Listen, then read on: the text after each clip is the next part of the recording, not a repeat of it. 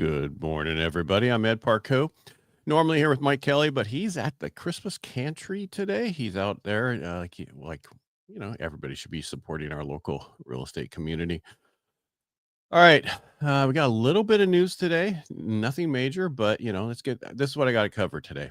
We got some market movements. We got a new FHA rule that can affect delinquency loans. We have a brewing legal battle between the DOJ and NAR, so Department of Justice, and National Association of Realtors, and signals of potential 2025 housing slowdown. Plus, if you ever dreamed about going out of the country and living abroad, I got a few countries that are giving golden visas if you buy real estate there. And so let's get into it. All right. So this morning, what's happening in the markets? Stocks are starting the day higher, but I think they're only up 13 right now. So that Dow's at 43,927. Because remember, I start this off in the morning. I start off at 6:30. I know it's 8:30 now, but that's a little different. Mortgage bonds were down 12 basis points. So we're not, we're going the wrong way right now. So if we look at the breakdown, the 10-year push past the 25-day moving average and the 4.33 Fibonacci level. I'm going to get into why this matters in a second. Mortgage bonds are trading between the support at the 200-day moving average and resistance of the 50-day moving average. This is all stock and bond, stock talk. But why does this matter? Why should you care about these numbers? The 10-year is likely a guide for mortgage rates. It's not exactly, but they go on the same street, sometimes in the different movements, but sometimes they move.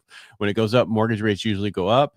That means buying a home and refinancing could get more expensive. At the same time, mortgage bonds also affect loan rates. Mortgage bond falls, rates rise. That's why they're suggesting a locking bias for rates today. Right now, they're saying a lock because it's, if you got to close the next 30 days, you might want to lock.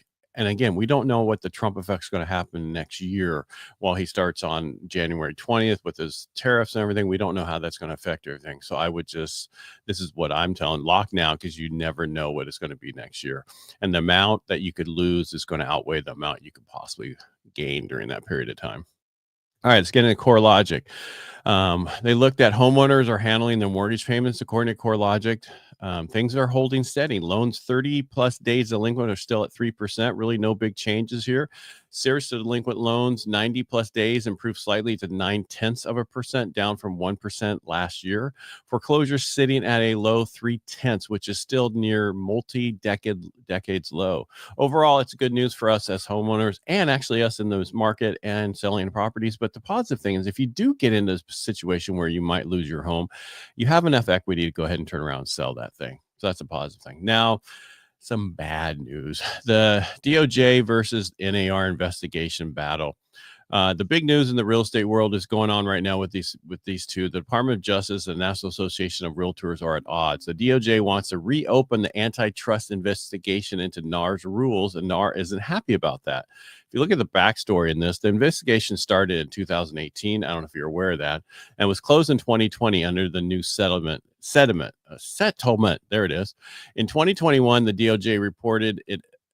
I'm sorry. In 2021, I want to get my numbers right. In 2021, the DOJ reopened it, which led NAR to take a fight into the Supreme Court. Why does this matter? If the DOJ wins, it could change how real estate agents operate and possibly shake up commission structures even more. Not like we need this. They did the settlement to get rid of this, but it's the DOJ saying we didn't agree to it. And they also said we did not state that we would not come back and look into this. And so we'll keep you posted on how this plays out, but we do need to keep an eye on it. FHA came out and has finalized a rule making their single-family loan sale program permanent starting in January 10, 2025. Seriously delinquent loans will be sold to qualified buyers. What does this mean? Buyers of these loans must offer loss mitigation options that are just as good or better than FHA options. So FHA doesn't want to keep holding on these on their books. They want to sell it to somebody else who can handle it for them. This applies to both forward mortgages and reverse mortgages. I don't know why a reverse mortgage would be bad, because you have to make sure they pay their taxes and insurance. So unless they're not making their insurance payment or their taxes, it shouldn't be a problem. The goal is to protect the mutual mortgage insurance fund and help FHA recover more money. So hopefully this will work out best for everybody, but I have a feeling it's not. Housing market, you got distressed properties and 2025 slowdown.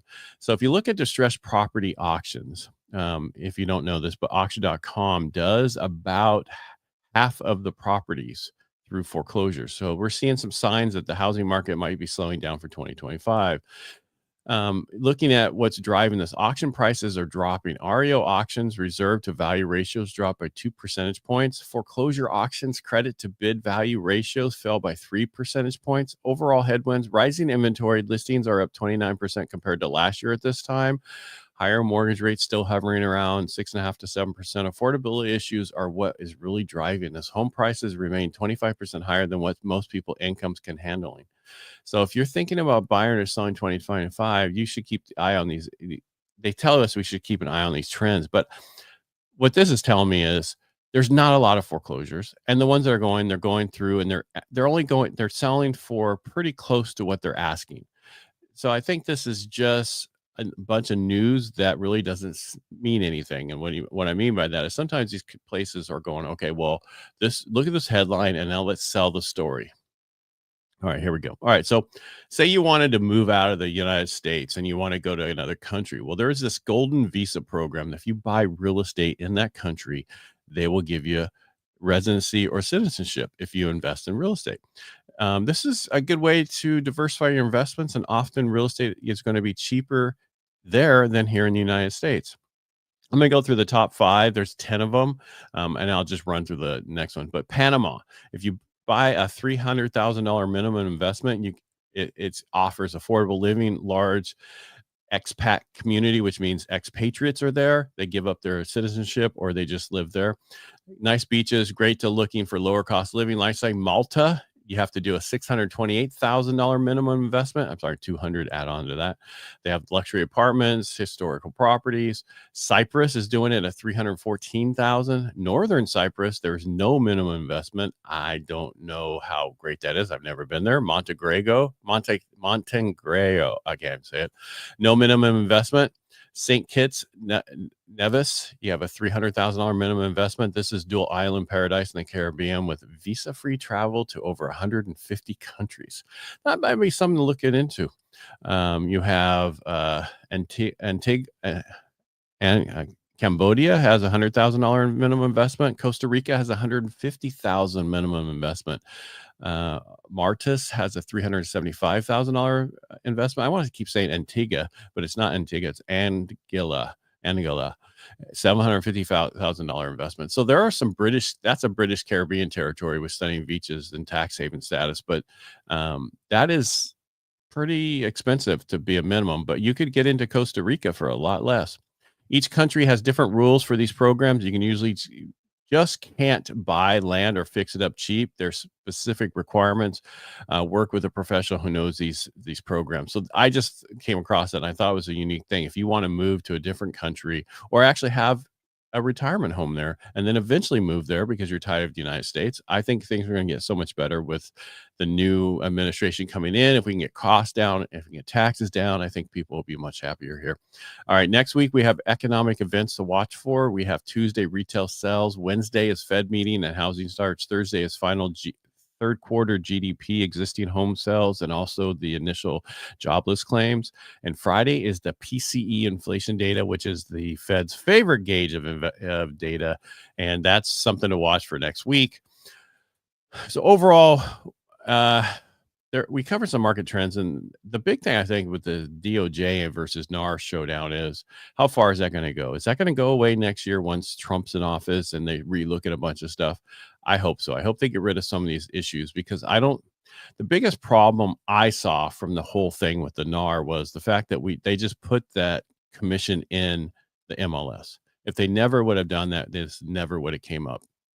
And so I think moving forward, it just needs to go back to how it used to be and stop this going after them. They settled it to move forward, let them move forward and let us move forward. That's pretty much all I had today. I went a little long on a few things, but I was just trying to go get some different things for the show today. And I hope I did. I hope I gave you some knowledge. Anyway, we'll be back on Monday.